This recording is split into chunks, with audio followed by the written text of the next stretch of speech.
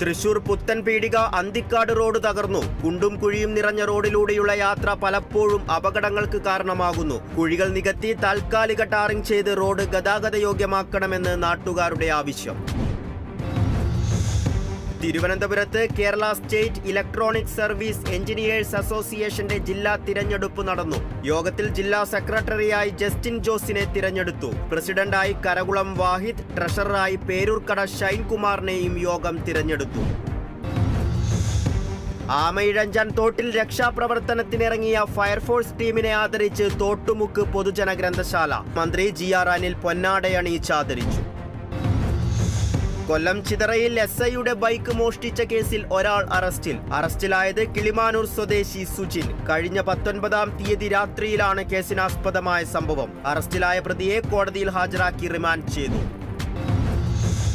Kollam Chavara Sankaramangalam government boys ഹൈസ്കൂളിൽ ശനിയാഴ്ച നടന്ന PSC പരീക്ഷയ്ക്ക് 3 മിനിറ്റ് വൈകിയെത്തിയ ഉദ്യോഗാർത്ഥികളെ പരീക്ഷ എഴുതാൻ അനുവദിച്ചില്ല. പരീക്ഷാ കേന്ദ്രത്തിനു മുന്നിൽ ഉദ്യോഗാർത്ഥികളും ഉദ്യോഗസ്ഥരും തമ്മിൽ സംഘർഷമുണ്ടായി. യൂത്ത് കോൺഗ്രസ് പ്രവർത്തകർ ഉൾപ്പെടെ പ്രതിഷേധവുമായി എത്തിയതോടെ കനത്ത പോലീസ് കാവലിലാണ് പരീക്ഷ നടന്നത്.